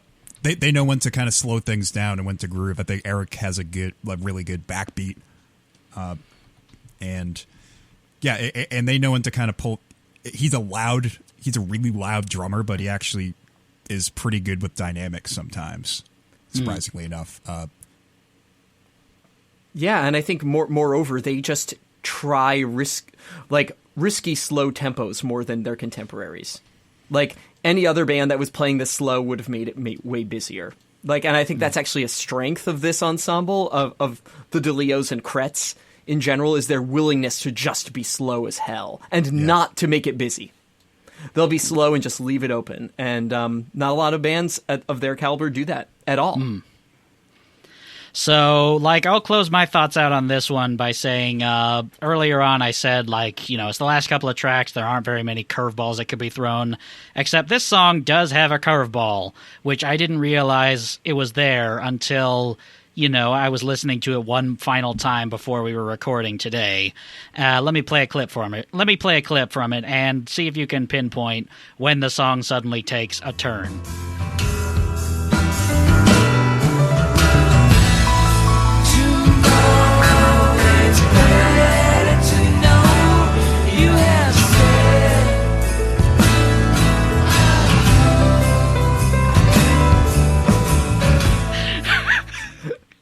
It's a Christmas song now. Okay. I feel like Lilz and I have very differing opinions on this. I take exception with that. You can use sleigh bells in non-Christmas music. No, you cannot. I know that you guys have a different opinion on this, and it's fine, okay? You know what? You don't have to. You know what? I'm gonna keep sending you sleigh bell tracks. You don't have to fucking use them, but like I'm gonna keep sending them to you. I do not want these sleigh bell tracks. You send them to me in big ornate packages that take up a lot of space in my apartment just to fill a packing peanuts just for one USB drive, and I open it up and it has just you ringing the sleigh bells. It's like, reels and reels and reels of like 2-inch tape. Well, you need to send Lilz all the takes. You send me DAT tapes of sleigh bells. You need to send Lilz all the takes. I mean, each one has a different feel. Well, line them all up, and you got a sleigh bell orchestra happening. That's too many sleigh bells for not Christmas. Christmas, Christmas, Christmas time. Yeah. Christmas time. And it sucked because I just got rid of these children so that I could fill up my house with boxes, and now all the boxes have sleigh bell takes in them. That's what I've been using them for when I gave up my... See, I gave up my son, Charlton, for at least... Charlton. Is that his name? Charlton? Charlton Berry? Yeah. It named after Larry Carlton, but I put an H in there by mistake. Yeah. I often make that spelling error. You meant to name him Charlton? Yeah. Carlton. That's the name. Charlton Carlton Barry. Anyway, so I got like 6,000 boxes, and now I've just been shipping out sleigh bell takes to everyone I know, especially Lilz, because I know it pisses her off. Been sending them out to Abe in Philadelphia too, and yeah, and Phil in Abedelphia. Yeah, he does live in Abedelphia. Yeah, that's true. That is true. That's not wordplay. That's a real place. All right. Let's get to our final thoughts. Do you think that this is a worst of all time album, Pat? I personally don't think it's a worst of all time album. I had some enjoyment listening to it. It's not great. I don't love it. It's a pretty like B- effort from a band that I think put out a A+ effort a year before. And yeah, it feels mostly indulgent and like it was for their benefit. And I think they should have taken more time just to like, you know, flesh out these riffs a little more and maybe save them for what would be their next album. Yeah, and there was no real need for this record to happen, but I had fun, I guess, kind of listening to it and being like, oh, these are like secret B- tiny music B-sides at times. But then kind of listening to it again, the cracks really started to show, and I'm like kind of noticing how pointless this record really was.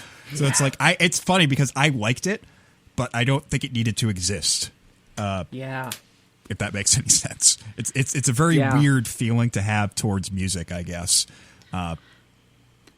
Same question for you, Clinton. Do you think this is a worst of all time album? No, and I would echo almost everything Patrick just said. I thought like the key word in what Pat just said was effort.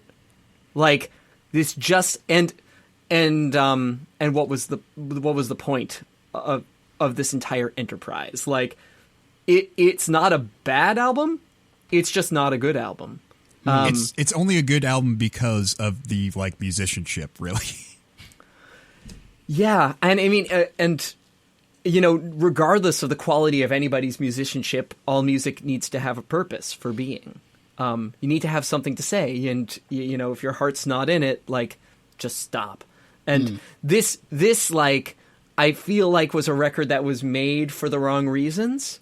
In some way, I feel like their hearts weren't behind it. I feel like these guys would have loved to have been playing with a functional Scott Weiland, and instead they got, you know, a Dave Coutts. And that's Dave Kumbaya. And it shows. It feels like punching the clock, which is what the DeLeo brothers do, but there was nobody to hold them to account.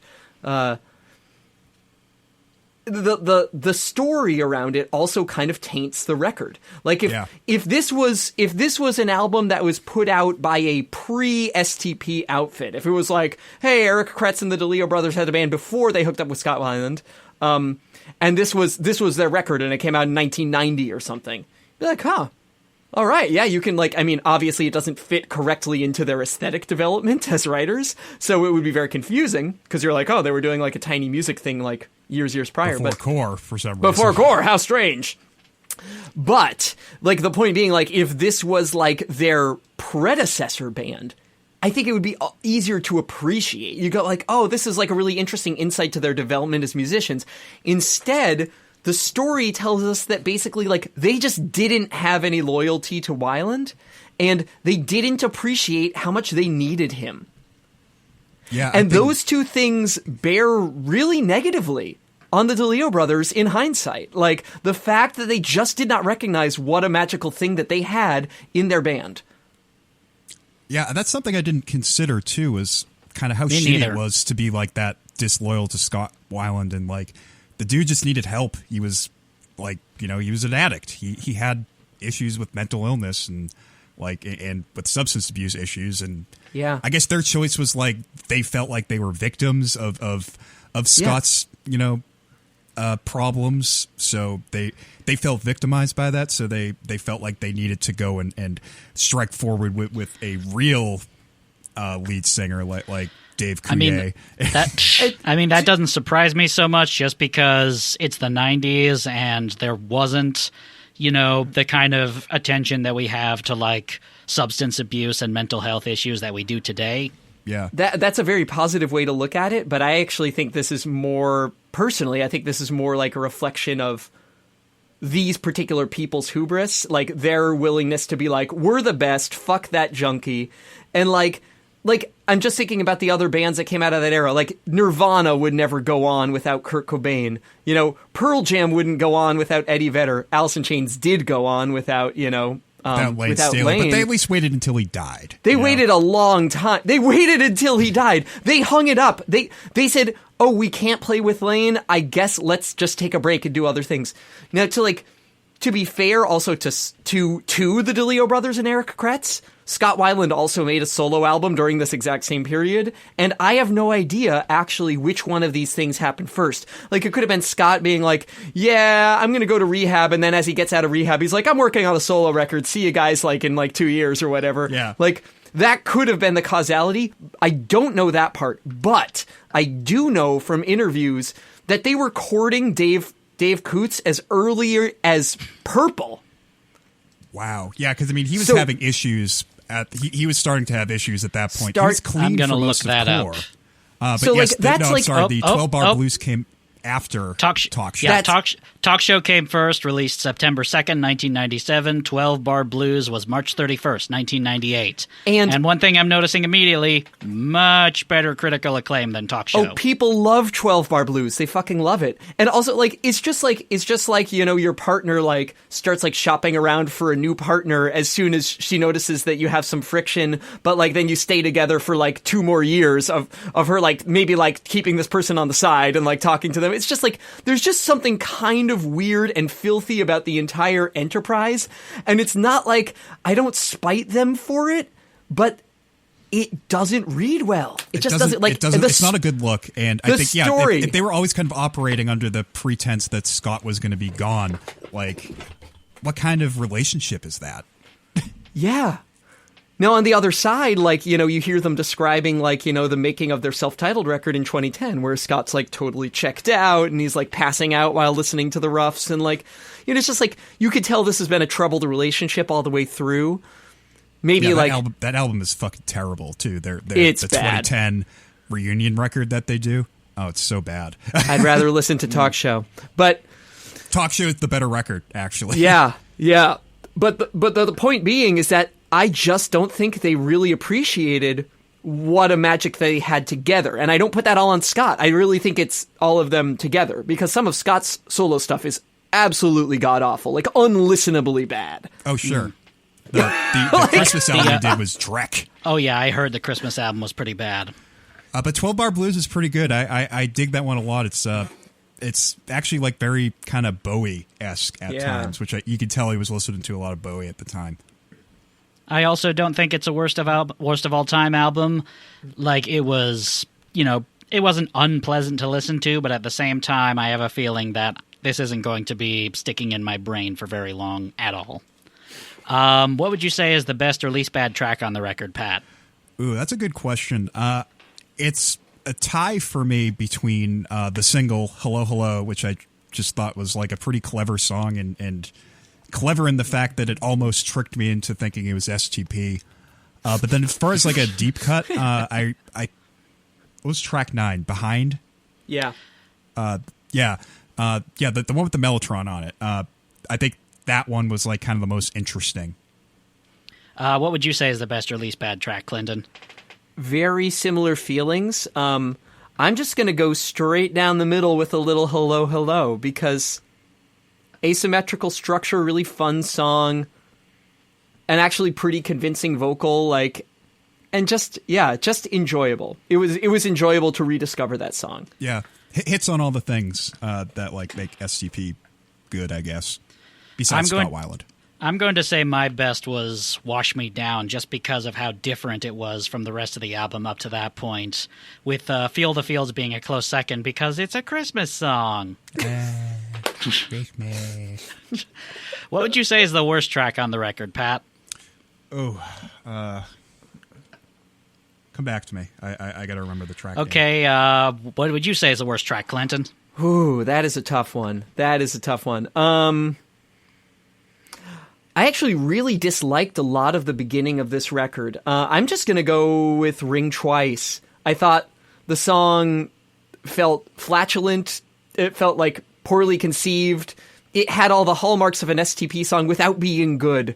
Like, it sounded like bad, Dead and Bloated. And, like, just, like, actually bloated. Like, they just stuffed stuff in there that just, like, didn't fit. The guitars were stepping all over the vocals. They tried to do that, like, vocal production thing with the megaphone, which is just, like, a total rip on Scott Weiland's thing, and it didn't really work. It was just, like, a very inauspicious way to begin a record.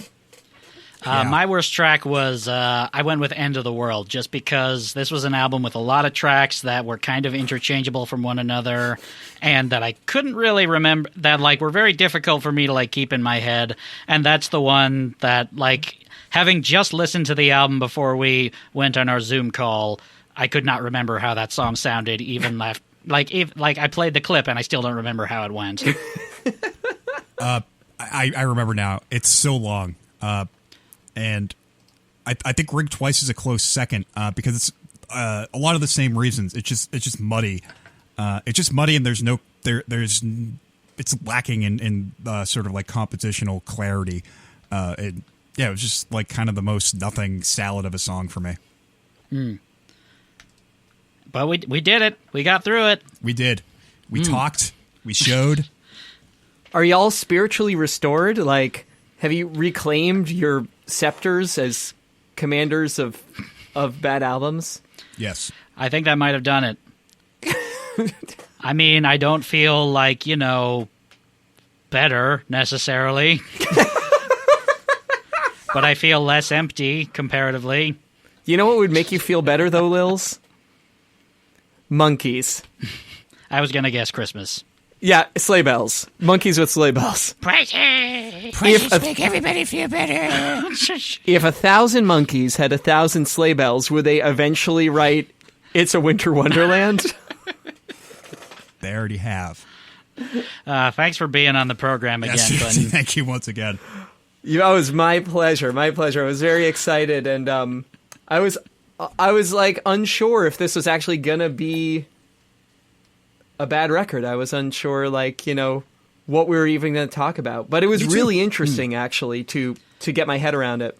I was saying in the chat, I think this album is, like, in a way, almost like the perfect candidate for this show, because it's a literal Jukebox Zero. They tried to make a hit, and it just disappeared off the face of the earth. And, like, nobody's really talked about it ever since. And it's a very controversial record because of, like, the story around it. So, in a way, it's funny that you didn't have much in the way of notes for this, because it's, like kind of a archetypal example of like, what we're doing here. Well, yeah, like you said, no one was talking about it. So, where would I have been able to glean notes from?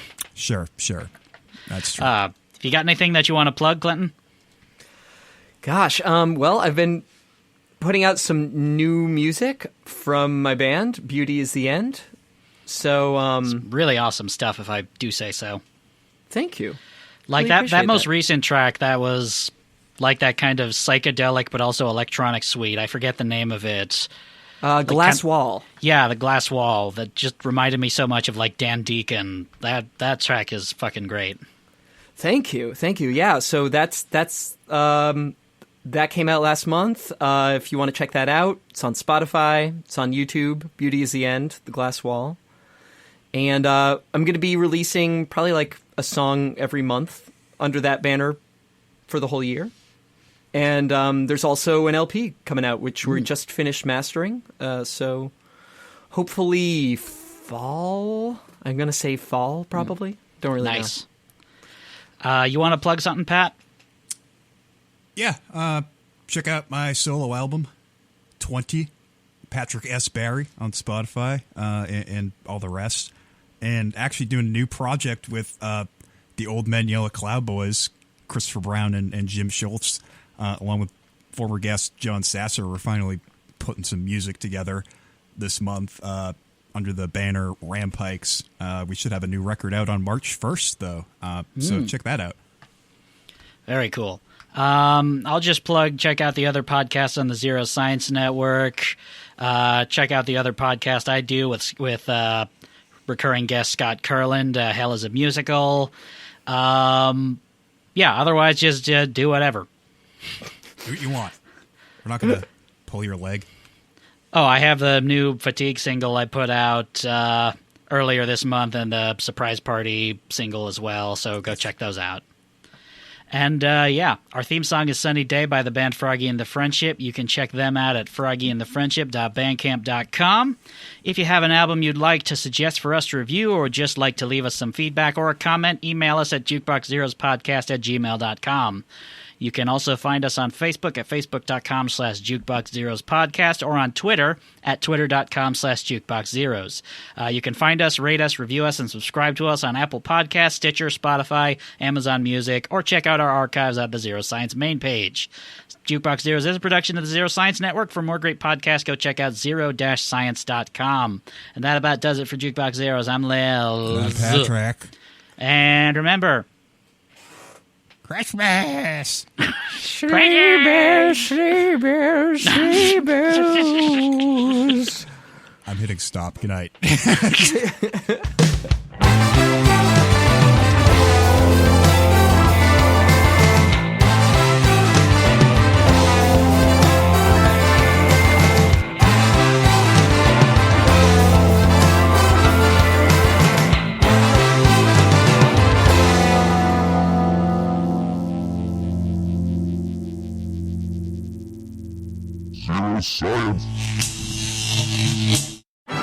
Hi, my name is Scott Weiland, and my best friend Lilz Martin hates musicals. I'm Lilz Martin, and my friend and acquaintance Scott Weiland loves musicals. Wait, what? But I don't begrudge him for it or anything. Wait, I don't know. I said you were my best friend, and you just called me a friend and acquaintance?